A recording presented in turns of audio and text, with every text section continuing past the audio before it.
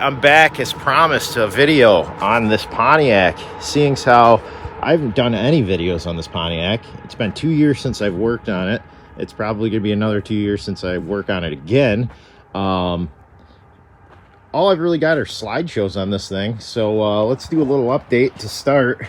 And so it's getting kind of raggedy under here. I don't have a hood prop. It's dirty. But we get a GT45 on a 5.3 in this 53 Pontiac. I've got to make some mounts for the radiator and do some plumbing and a couple patches on the firewall. Finish that brake booster setup. I already have disc brakes on this that I've upgraded to. But today, at some point, I've got to address this. It's not going to be a today thing. But we got some holes in the floor. 2 years ago I started patching them up, and I got to make a bunch of little patches or stuff like that. I just cut this panel, which I got to clean up, and I got to take a flap disc and clean that up, and we'll get that in there, and we'll start getting this back all together. These seats, I got to do a little bit of fandangling, but they fit perfect. They're actually out of a Saab 9.3, and they literally fit perfect in the back. There's the little cushion out of the Saab that fits there. That actually fits there perfect. I just got to cut a little slits in the back of it. I don't know how well we'll be able to see. So, yeah, they've got that little thing sticking out right there, which I slit that, and it'll slide right into the back of this panel. I already started fixing the trunk back here. It's kind of shoddy pieced together because I just was trying to get it done and whatever, but either way it holds. I got a new body mount hole there. That's all shimmed out, everything for the body mount. But it's rough, but we're just patching it together because this isn't supposed to be anything fucking crazy. Excuse my language there. It's basically just a rat rod. It's got a 4L80 and that 5.3. I've got 70% of all the wiring done. Everything powers up, headlights, turn signals, all that good stuff. Made a battery mount here and all that stuff. I got a few things to do up there. I got to mount this surge tank for the fuel system, and I've got a big lift pump, and that'll be all great. Like, this isn't supposed to be pretty, but it will be comfortable. So let me I gotta get some tools out here, so I just started screwing with this thing. Get these seats out of here, which the front seats fit perfect. Just gotta make a couple notches for those and bolt down the back, and we're all good on the front seats and their power. So I actually have a couple extra fuse deals so I can power those without any issue, and we'll have power seats in this thing. And I mean, why not? They're seats out of the Saab that we're scrapping. So intercooler's already done, all that good stuff. It's kind of hidden pretty good in there.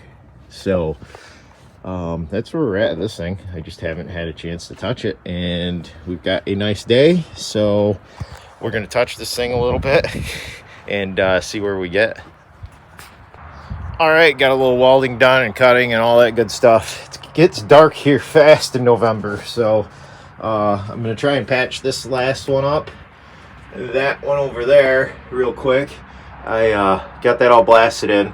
In a perfect world, I'd have a bead roller to be able to roll a pan for that, but instead I rolled some beads on the corners because it's all I got is a little bead tool thing, and rolled some welds, which strengthened the floor up and didn't make it, you know, floppy when you stand on it. It doesn't go dunk dunk dunk dunk type of deal.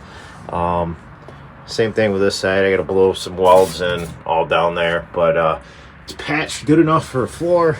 The carpet's going to go over, so who cares? Right? I mean, later on, like once I get the building up and stuff, I might go through this and do an entire floor pan, but it's really only rotted right where the floor mats were. Go figure. You know, the center under the seat's fine, the other center under the seat's fine, the trunk was fine, so it's just these spots. So patch it for now, call it good. Let me get to this before it gets pitch black out here in 10 minutes. So cut a little piece off, put it there. Same thing over there in this back, other than I got to do the channel is done. So I got to bend it like I did this. It takes a little tedious, so because I wanted to kind of keep some of that. It keeps some of the structure to it when you have a bend. So let me get to this. So yeah, I didn't get much farther on the Pontiac because weather changed real fast. We ended up with this very quick. I mean, yeah, that was November, so there it sits. And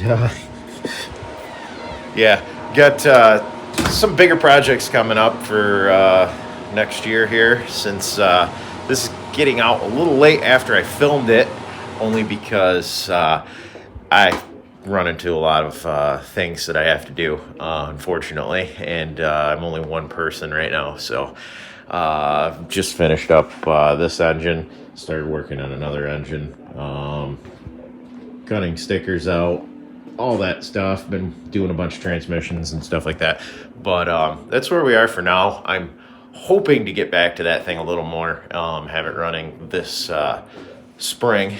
We'll see. I got a few little things to do.